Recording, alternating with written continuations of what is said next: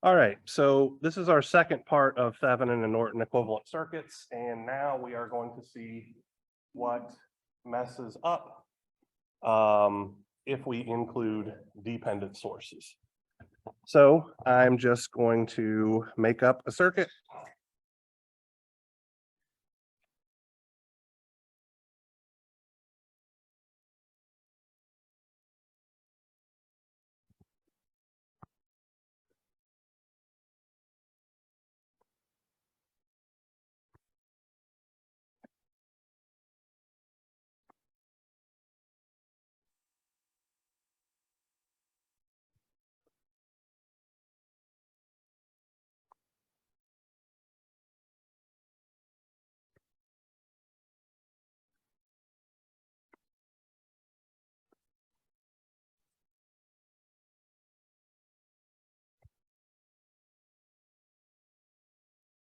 Like so.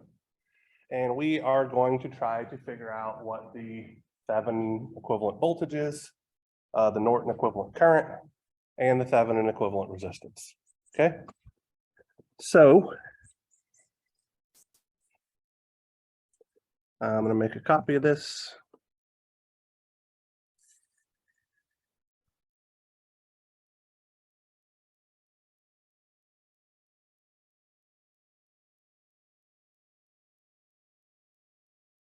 We're going to start by finding VTH. And we're going to find VTH with our positive polarity terminal on top.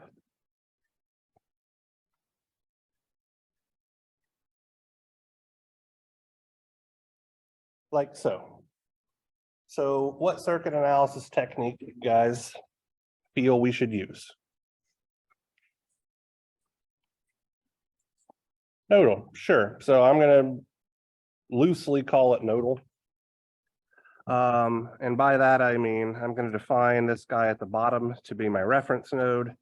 And I'm going to call this nodal voltage my Thevenin voltage, because hopefully all of you guys can remember, since there's no voltage drop over the 10 ohm resistor, I can just move VTH over to the left-hand side of that 10 ohm resistor because of Kirchhoff's voltage law.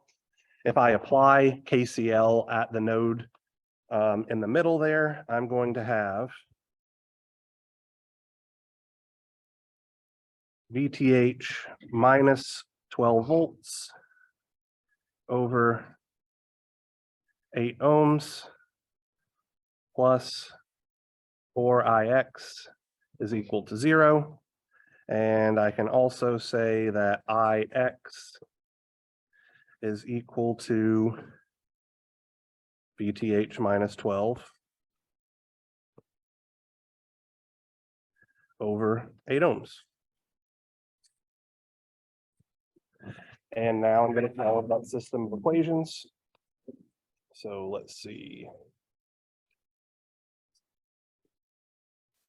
My first equation, let's see, simultaneous equations, two unknowns. I'm just going to be lazy here. So my first variable is going to be VTH. So I have a coefficient of 1/8. I have a coefficient of 4IX, and I'm going to have positive 12 over 8 as my constant term. And my second equation, I'm going to have 1/8. I'm going to have negative 1IX. And my constant term is going to be 12 over 8. So it's looking like IX has got to be 0. Yep. So solving this, I find that VTH is 12 volts. IX is 0 amps. Anybody else get something similar solving that limited system there? All right. So that's our Thevenin equivalent voltage, just how it worked because of the direction of the current source and all that kind of jazz. Now we need to find our Norton current.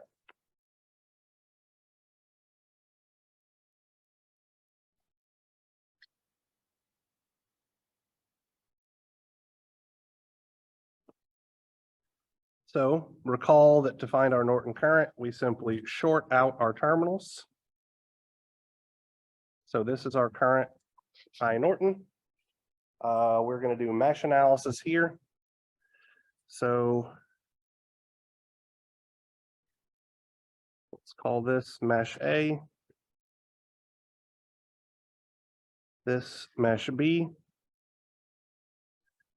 Let's see. So let's do this the right way. We do have a dependent source. So I'm going to express my current IX in terms of my mesh currents. And I can see that IX is simply negative IA. I have a current relationship equation that's going to be 4 IX is equal to IA minus IB. And then I'm going to have a KVL equation around my super mesh. So that's going to be negative 12 volts plus 8 ohms IA plus 10 ohms IB is equal to 0. And I'm going to solve this system. And because I'm lazy, I'm going to leave it as a 3x3 system. So I'm going to solve for IA, IB, and IX.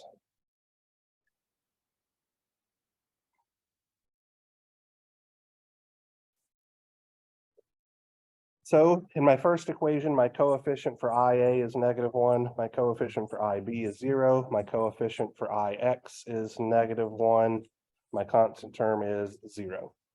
In my second equation, my coefficient for IA is +1, my coefficient for IB is -1, my coefficient for IX is -4, my constant term is 0.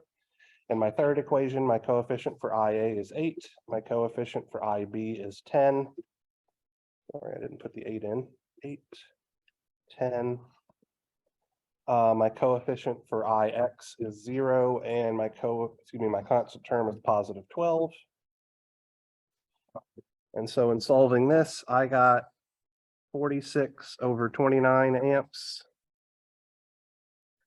-2 over 29 amps, and -46 over 29 amps for IX, which of course makes sense. Anybody get something similar? Always a possibility, like I said, making up this problem on the fly, possibility of me making mistakes and all that kind of stuff, because I don't have anything to refer to.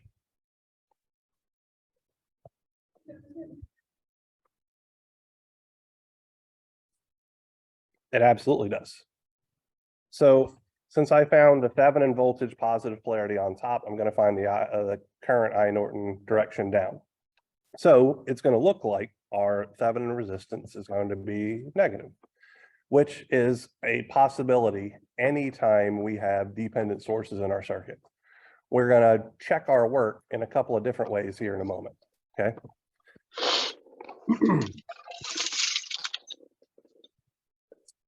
Person who unmuted themselves on Zoom, did you have a question or did you just unmute yourself to clear your throat? I'm going to guess it's the clearing the throat. All right. So,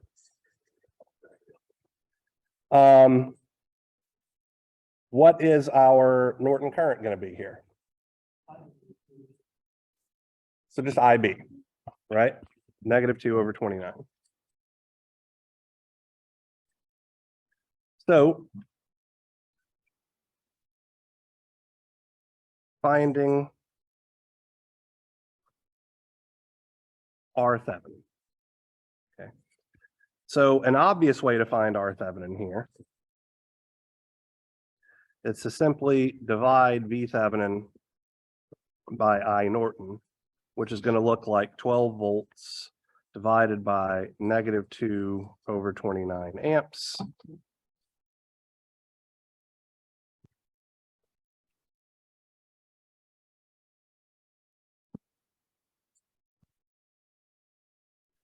I get -174 ohms. Again, the negative sign is coming from the fact that there is a dependent source in here. Not to say that you will always get a negative resistance if you have a dependent source, but again, it is a possibility. Now, how can we verify this? Okay, so that's the big question here, because this might seem odd to you, perfectly reasonable. So let's put our original circuit down.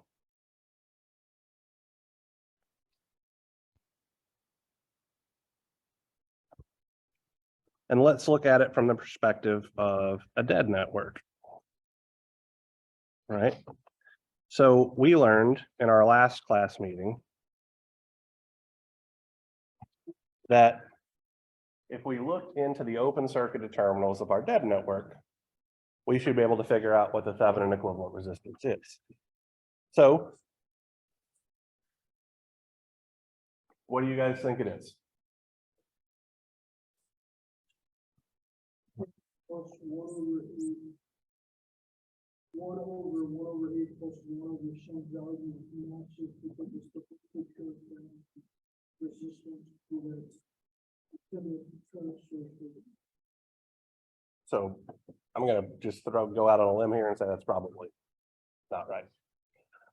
The short answer here is that we can't use resistor combination techniques on this particular circuit because it has a dependent source. It's not only resistors, right? So we have to think of something else. So what we're going to go back to is actually the fundamental definition of Ohm's law. So recall that if we have a network and we apply some sort of excitation source to it, we measure the voltage drop across our network and the current flowing into our network. The resistance of our network is just the ratio of V test over I test. That is literally the experiment that we did on the second day of class.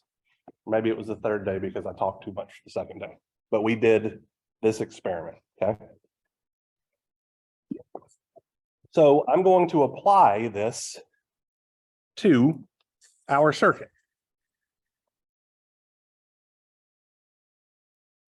What I'm going to do is I'm going to connect a test source.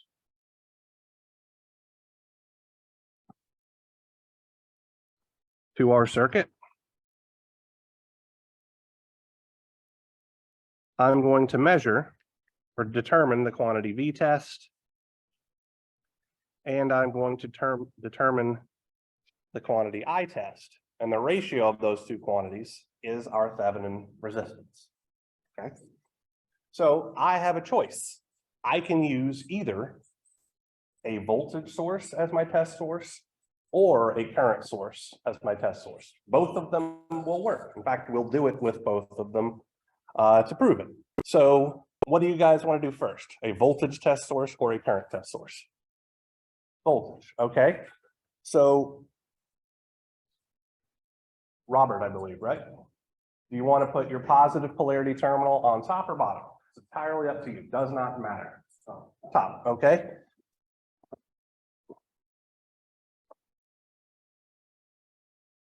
What voltage do you want to use? 1 volt. All right, perfectly reasonable. The value of the voltage that we choose here also does not matter. So our goal now is to simply solve for that quantity I test. We chose V test to be 1 volt. So whatever I test comes out to be, our Thevenin equivalent resistance will be 1 volt divided by I test. So what circuit analysis technique do you guys want to use to figure out what this quantity I test is? Mesh, sure. So let's call this guy IA.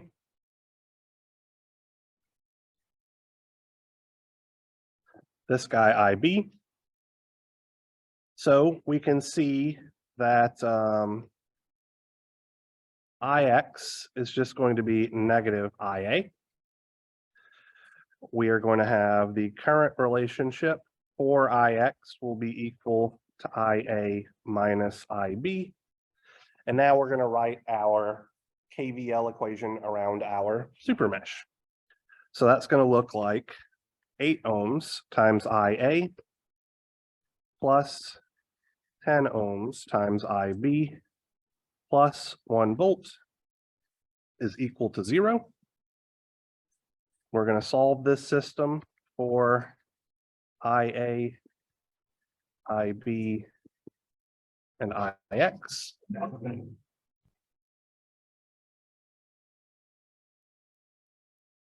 So this is a 3-equation, 3 unknown system. So our first equation, the coefficient for IA is -1. The coefficient for IB is 0. The coefficient for IX is -1. The constant term is 0. And our second expression, our coefficient for IA is 1. Our coefficient for IB is -1. Our coefficient for IX is -4. Our constant term is 0. And our third expression, our coefficient for IA is 8.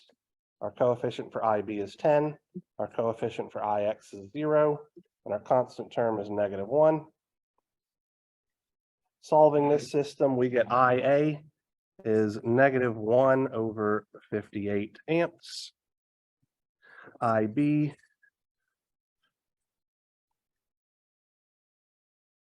is -5 over 58. So excuse me, 58 amps.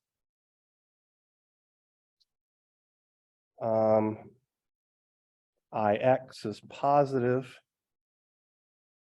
1 over 58 amps. Let me go back through here. So -1 over 58, -5 over 58, 1 over 58. From this,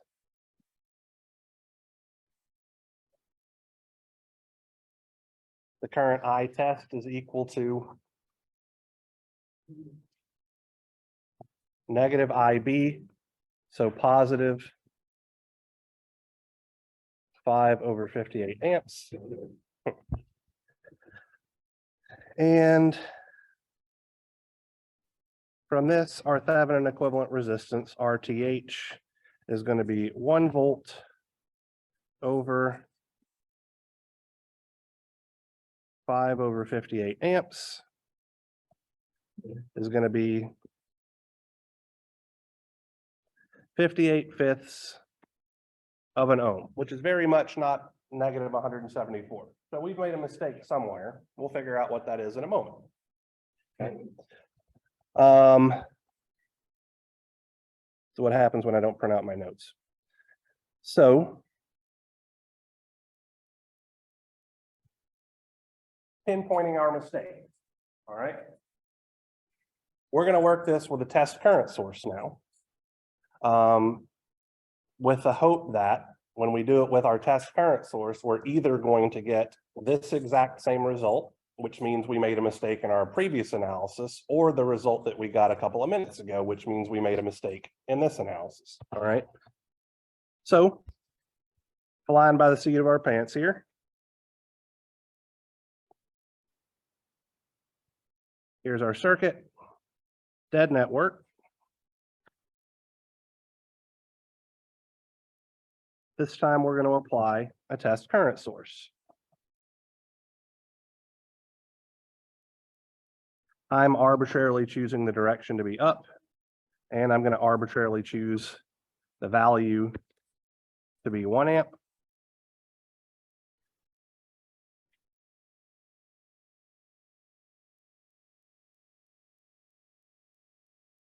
And let's do nodal analysis.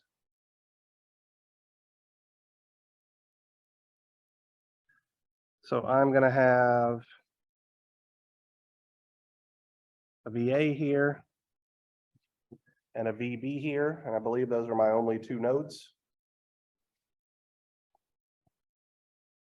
Let's see. So I can say that IX will be equal to VA over 8 ohms. I don't have any voltage sources, so I don't need to do a voltage relationship. Now I'm going to do KCL at node A. So that's going to look like VA over 8 ohms plus 4IX plus VA minus VB over 10 ohms is equal to 0. Applying Kirchhoff's current law at node B, I'm going to have VB minus VA over 10 ohms minus 1 amp is equal to 0. And I'm going to solve this system for VA, VB, and IX.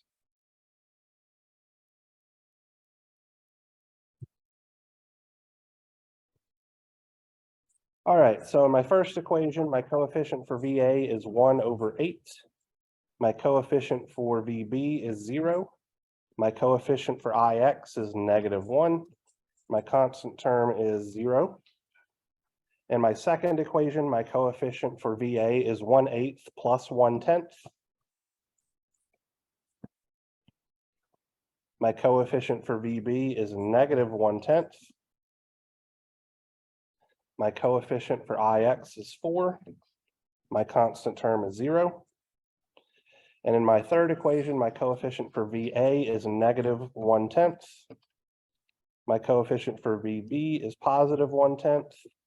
My coefficient for IX is 0. My constant term is 1 amp.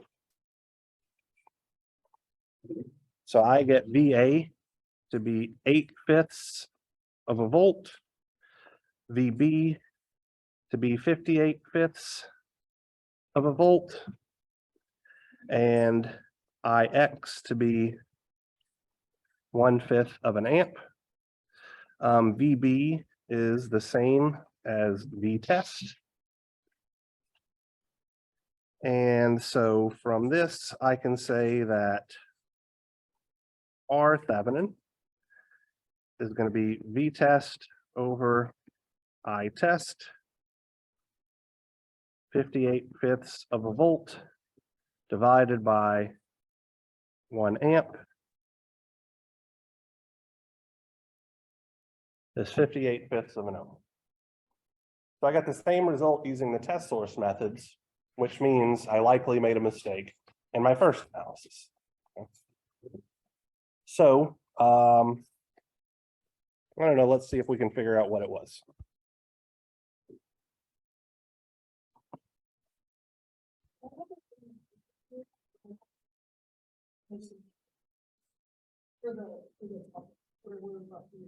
Okay.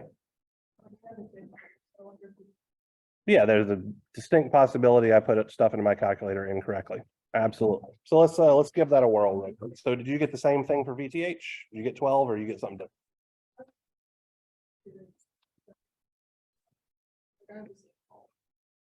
Well, that's great. You did it better than me. All right. But I mean, so when you found VTH, what did you get?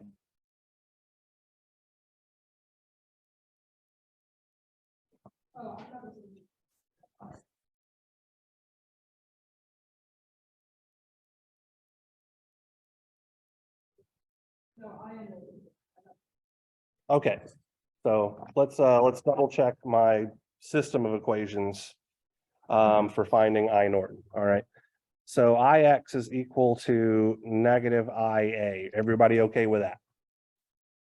Anything sound ridiculous there? Okay.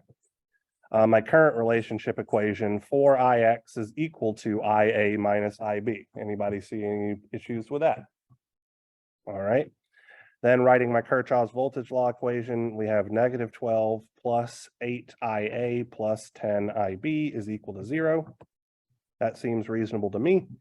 So it looks like I just punched something into my calculator wrong. So let's give this another shot.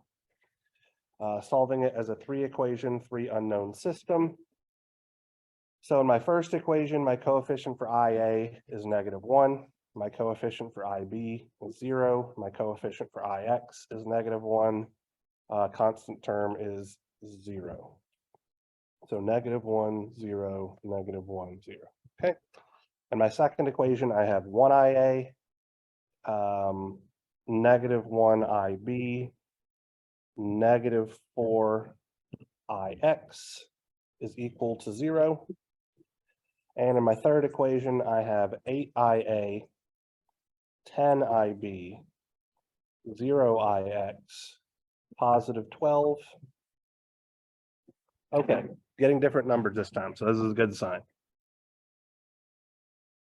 6/29, +30/29,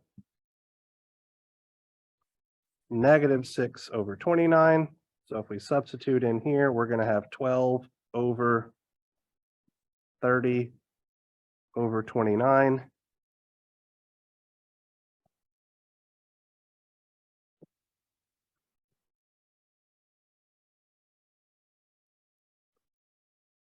Is 58/5.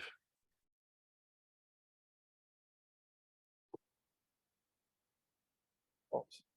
All right, so now we have the same result all three different ways, and all is right with the universe. Thank you for helping me find that error. Carissa, great. All right, so this is Thevenin and Norton equivalent circuits with dependent sources, okay? Whenever we have a dependent source, we cannot find the Thevenin equivalent resistance by doing resistor combination techniques, okay? We either have to find the Thevenin voltage, the Norton current, and take the ratio of those two quantities, or we have to apply a test source method to a dead network to find it directly, okay? So on your exam, I'm going to give you a couple of different variations of this, all right? There's going to be something like this where we have both dependent and independent sources. And I would argue that finding VTH and finding I Norton is probably the best way to go about it. I might also give you something like this.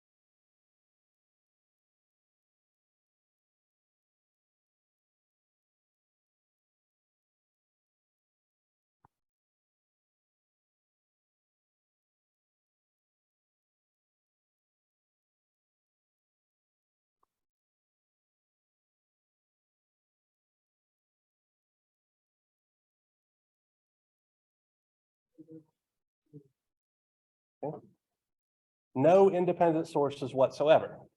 If there are no independent sources at all, the only way that we can solve this is using a test source method, right?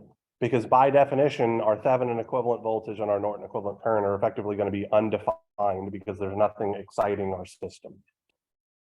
So for this particular circuit, I would argue that while choosing a test voltage source or a test current source will work, one method will result in easier analysis than the other. Anybody have a thought as to what that might be? Exactly right. So for this particular circuit, if I choose a test voltage source,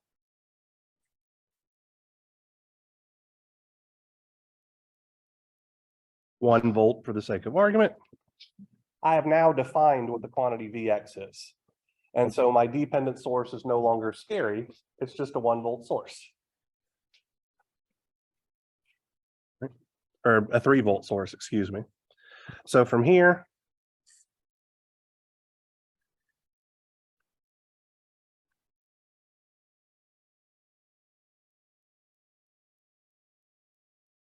what analysis could we do in order to find the quantity I test? Well, obviously we could do mesh, we could probably do nodal. Is there anything else we could do?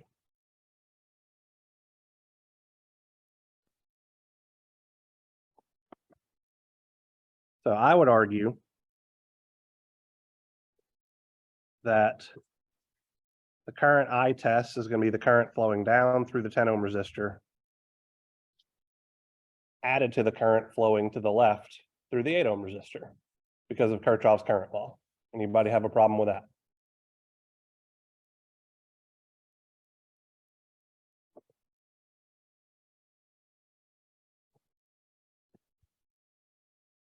All this I10 and I8 for the sake of argument. So I'm saying I test is equal to I10 plus I8. I10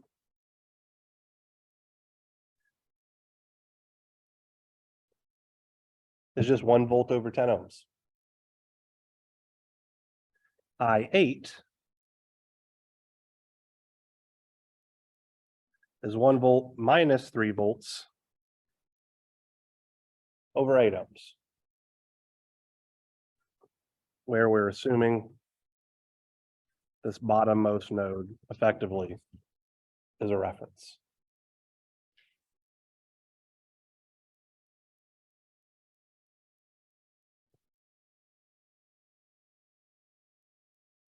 So